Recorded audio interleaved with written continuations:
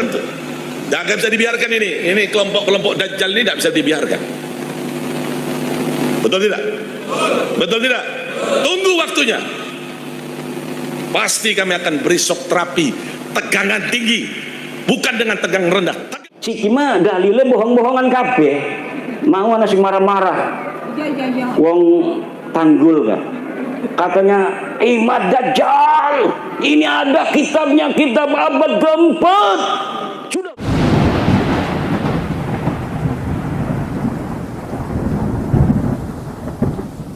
Apakah benar Habib perkataan-perkataan mereka yang mengatakan Abdullah bin Ahmad Muhajir itu tidak ada? Ini semua karangan-karangan Dajjal Imaduddin dan pengikut-pengikutnya. Tolong perhatikan. Siap mau dengar? Siap mau dengar? Siap mau dengar? Perhatikan, ini kitab abad keempat.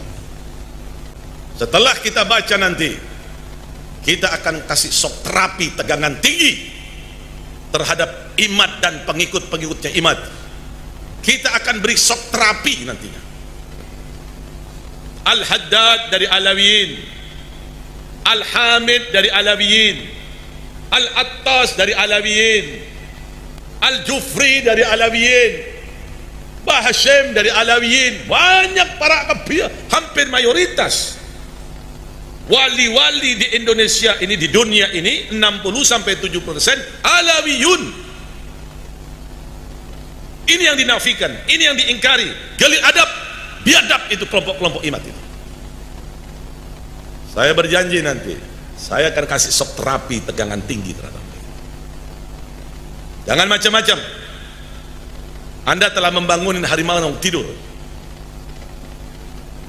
Kami akan buat goncang nanti dunia ini gara-gara sampean. Kita ini tidak gila hormat. Tapi pada saat dia mengatakan Alawi Jahannam, Alawiyin Jahannam, tunggu. Suatu saat kalian akan bertemu dengan saya nanti. Saya akan kasih shock terapi tegangan tinggi terhadap kalian nanti. Saya ingatkan kepada para santri, baik yang ada di Jember, atau yang ada di Banyuwangi, atau yang ada di Lumajang, atau yang ada di Probolinggo, atau yang ada di Pasuruan, atau yang ada di Madura, atau yang ada di Surabaya, para santri, jikalau ada kelompok-kelompok Imad, kelompok-kelompok pencaci maki Sada Alawiyin ini, pertama laporkan dulu kepada aparat kepolisian. Tapi kalau kepolisian tenang-tenang saja, polisinya tidak mau menggerak, polisinya malah memberikan fasilitas, umpamanya kita akan kasih shock terapi mereka dengan tegangan tinggi sebagaimana kita kasih shock terapi terhadap orang-orang Syiah. Kita akan kasih shock terapi terhadap mereka. Tunggu waktunya. Kalau Syiah kita bisa sikat, kita bisa bumi hanguskan, apalagi kelompok-kelompok Dajjal Imad ini. Kira-kira dibiarkan atau dilawan? Tidak ada jalan lain kecuali kita akan kasih shock terapi tegangan tinggi nantinya. Kalau Syiah saja di Madura, di Puger, di Bondowoso, di Bangil, di Surabaya, di Madura, kita bisa kasih shock terapi dengan tegangan tinggi. Pasukan-pasukan mereka kita rontokkan, apalagi pasukan-pasukan Dajjal Imad ini kita akan berikan shock terapi dengan tegangan tinggi.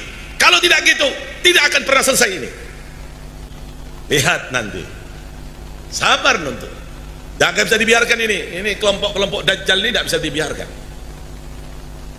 Betul tidak? Betul tidak? Tunggu waktunya. Pasti kami akan beri shock terapi tegangan tinggi, bukan dengan tegangan rendah, tegangan tinggi. Karena suatu hal mensahihkan nasab Alawi, saya tidak terima. Kecuali sayanya musyahadah dalil dianya. Ciki mah dalilnya bohong-bohongan kabeh. Mau ana sing marah-marah. Wong Tanggul kan. Katanya Imad Dajjal. Ini ada kitabnya, kitab abad keempat. Sudah sahih di sini disebutkan bahwa Ubaid anaknya Ahmad. Ini kitab namanya Abnaul Imam. Wah, Ini kitab Abnaul Imam sudah saya bahas hampir 2 tahun yang lalu ketika pertama kali saya mengeluarkan tesis saya. Seorang kiai dari Pelamunan, Banten datang ke rumah saya, manggilnya Abah sama saya, kiai dari Pelamunan, sekarang ketua PCNU Kabupaten Serang sekarang, namanya Gus Robi. Abah, ini ada kitabnya ini, karena dia mondoknya di Yaman. Ini ada kitab Abnaul Imam fi Misr wa Syam. Masya Allah, kata saya tidak ketemu kitab ini, kok Kiai Robi bisa ketemu. Sini saya lihat, saya teliti kitabnya, ternyata kitab ini adalah kitab palsu, baru dicetak tahun kemarin, tetapi mengatasnamakan tahun 473 atau 37 Hijriah. Ternyata kitabnya itu kitab aslinya 20 lembar, dikarang oleh orang yang ada di tahun 199 Hijriah, hanya menerangkan anaknya Sayyidina Ali dan cucunya Sayyidina Ali, Abnaul Imam fi Misr wa Syam Al-Hasan wal Husain. Tidak menerangkan yang lainnya, karena tahunnya saja masih tahun 199 Hijriah. Sedangkan Ubaid itu wafatnya 383 Hijriah. Masa iya orang yang hidup di tahun 199 Hijriah bisa mencatat orang yang ada di tahun 383 Hijriah? Bohong apa ragu? Bohong. Lah iki jebari marah-marah bahwa kitabnya sudah ditemukan, ini kitab abad keempat. Ya 473 kan kudunya abad kelima. Wis ngomong salah, isinya salah. Kalau misalnya kitab itu benar, itu sing cerdas-cerdas kan sing ngebela kayak Rumel Abbas, kayak Idrus Romli, itu dulu yang akan dipakai untuk menjawab saya. Profesor Said Agil Al-Munawar pasti akan membawa dalil itu kepada saya. Tetapi kenapa mereka tidak membawa? Karena mereka pun tahu itu kitab palsu. Dan kepalsuan itu diakui di mukaddimahnya ada. Mukaddimahnya ini kitab dikarang pada 199, tetapi kemudian ditambahi pada abad ke-12, ditambahi lagi pada abad sekian, ditambahi lagi oleh yang terakhir Yusuf Jamalul Lail yang baru wafat beberapa tahun kemarin. Lah itu kitab Murtadha Az-Zabidi yang katanya adalah menetapkan dan mengisbat Ba'alwi, itu kitabnya juga palsu. Kitab palsunya dari mana sih? Kiai tahu aja kalau palsu-palsu. Karena percetakan itu biasa dicetak itu menggunakan jasa peneliti. Misalnya nih ada manuskrip ditemukan di Rumbia, manuskrip ini atas nama Pangeran Diponegoro. Panggil dari UI, filolog suruh nyetak. Tetapi peneliti tidak akan bohong. Dia akan cerita, manuskrip ini memang dikatakan tulisan Pangeran Diponegoro, tetapi dilihat dari kertasnya tidak memungkinkan dia berada pada masa Pangeran Diponegoro. Kertasnya ini dicetak atau diproduksi pada tahun 1950, sedang di Diponegoro tahun 1825. Dari jenis tulisan yang ditulis pun tidak mencerminkan tulisan yang dipakai pada tahun 1825. Ini adalah tulisan abad ke-20. Itu tahu. Dan dia ngomong bahwa menulisnya ketika di Lampung. Pangeran Diponegoro katanya menulis kitab ini di Lampung. Sedangkan tidak ada pernah berita diketahui Pangeran Diponegoro pernah ke Lampung. Itu sebenarnya Pangeran Diponegoro siapa? Tapi karena misalnya Provinsi Lampung ini ketua PCNU-nya ingin dicetak aja sesuai dengan tulisannya itu karya Pangeran Diponegoro. Begitu yang terjadi dengan kitab Ar-Raudul Jali karangan Syekh Murtadha Az-Zabidi. Coba beli kitab Ar-Raudul Jali karangan Syekh Murtadha Az-Zabidi, cetakan Yaman Darul Fatah. Itu dari mukaddimahnya sudah jelas bahwa manuskrip ini tidak ditemukan sebelum keluar, dicatat, disalin oleh Hasan Muhammad Qasim. Ini orang abad 50 tahun yang lalu, dia baru meninggal 50 tahun yang lalu. Katanya dia menyalin dari tulisan seorang yang bernama Abdul Mu'ti Al-Wafai yang berada di Khazanah Al-Wafaiyah Mesir. Tetapi sekarang manuskrip yang ada di Wafaiyah Mesirnya sudah hilang. Premen dia bisa nyatet, barangkali dicatat bisa hilang iku. Kenapa begitu? Itu bukti bahwa sebenarnya manuskrip itu tidak ada sama sekali.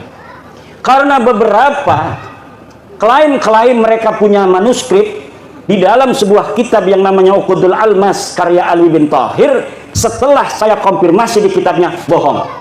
Misal bahwa Imam Ahmad bin Isa berhijrah dari Basrah ke Yaman, disebutkan oleh Imam Al-Ubaidili di dalam kitabnya. Saya buka kitabnya Imam Al-Ubaidili, tidak ada keterangan itu.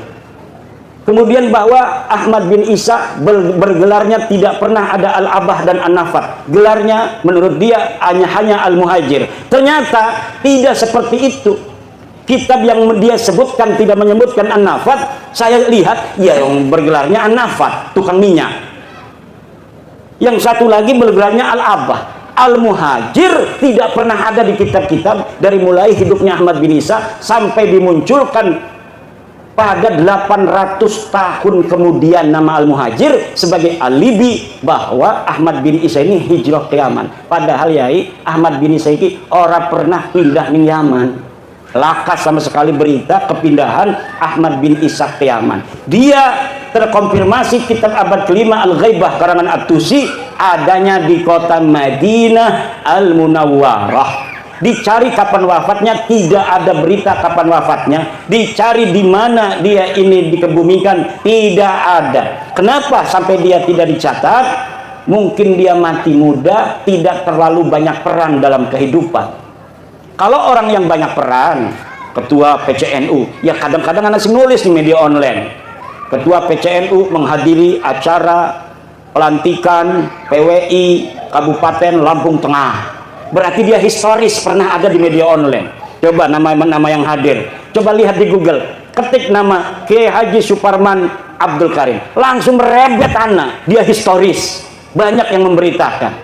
Tapi kalau bapak-bapak kita yang tidak pernah ikut gabung-gabung di organisasi, dikir bening jogoa, gelati arane Samsuri, lakan yang Google le, yang kesawut, tidak pernah ada interaksi dengan masyarakat luas. Begitu pula lah keberadaan seseorang yang dikatakan dengan kesejarahan yang begitu luar biasa, pasti ada saja orang-orang sekitar dia yang menginformasikan tentang aktivitasnya waktu dia hidup. Tetapi nama-nama Ba'alwi ini sama sekali tidak ada. Faqih Muqaddam jare bisa mi'raj 70 balen sebengi. Dia ada di abad ke-6. Banyak kitab abad ke-6 di Hadramaut, di Yaman yang memberitakan tentang ulama-ulama Hadramaut. Satu pun tidak ada yang memberitakan orang ulama di Tarim namanya Faqih Muqaddam. Laka pemaning karo keramat-keramatin. Makanya Abdul Qadir Jailani pun kalah pangkatnya oleh Faqih Al-Muqaddam. Kenapa namanya Al-Muqaddam? Karena dia orang yang paling tinggi derajatnya. Ternyata ketika dicari di dalam sejarah masa lalu tidak ada. Sejarah itu yang perlu dokumen, bapak-bapak. Nggak usah marah-marah, wis dokumen deh. Dokumennya mana? Kalau tidak sejaman, yang primer, yang sekunder, yang kira-kira dia bisa mendeteksi orang yang ada pada abad sebelumnya. Kalau misalnya tidak ditemukan pada abad-abad yang mendekati, maka yang ditemukan yang paling dekat, senajan 100 tahun, ini yang akan dipakai. Nanti apabila ditemukan yang lebih tua, maka yang muda, yang bertentangan yang dengan yang lebih muda ini harus namanya tesisnya ini sudah ada antitesis, sudah tidak bisa dipakai lagi.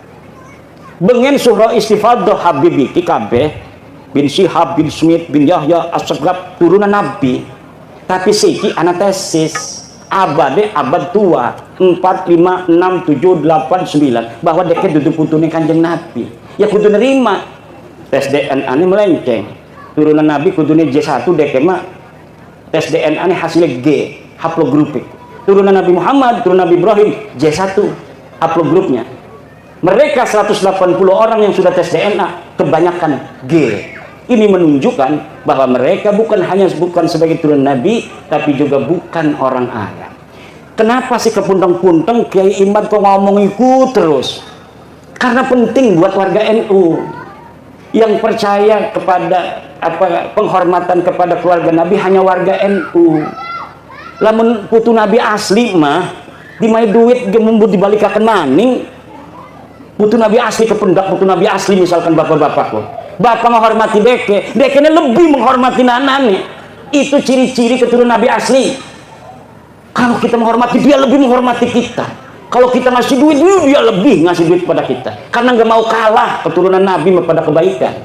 Kalau orang tawadu maka kita akan kalau kita tawadu dia akan lebih tawadu. Itu ciri keturunan Nabi asli. Lebih baik dia yang menanggung derita daripada rakyat yang menanggung derita. Itu ciri keturunan Nabi asli. Bukan yang mengorbankan orang lain untuk kepentingan dia. Bukan. Ciri Nabi asli itu keturunannya adalah keturunan Nabi asli. Dia rela menderita. Yang penting umat Islam ini bahagia.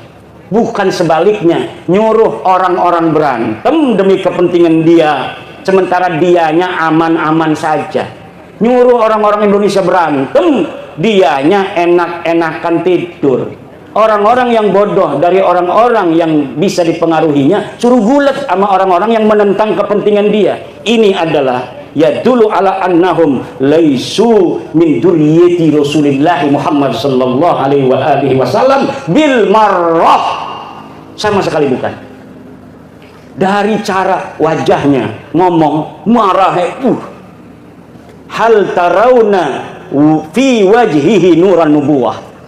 Lah idza ra'ainahum ma ra'aina fi wujuhihim nuran nubuwah minar rahmah. La nanduru ila wujuhihim rahmah walakin nanduru ila wujuhihim at-takabbura wat-tafakhura wat-ta'aliya 'ala al-akharin. Na'udzubillah summa na'udzubillah min dzalik.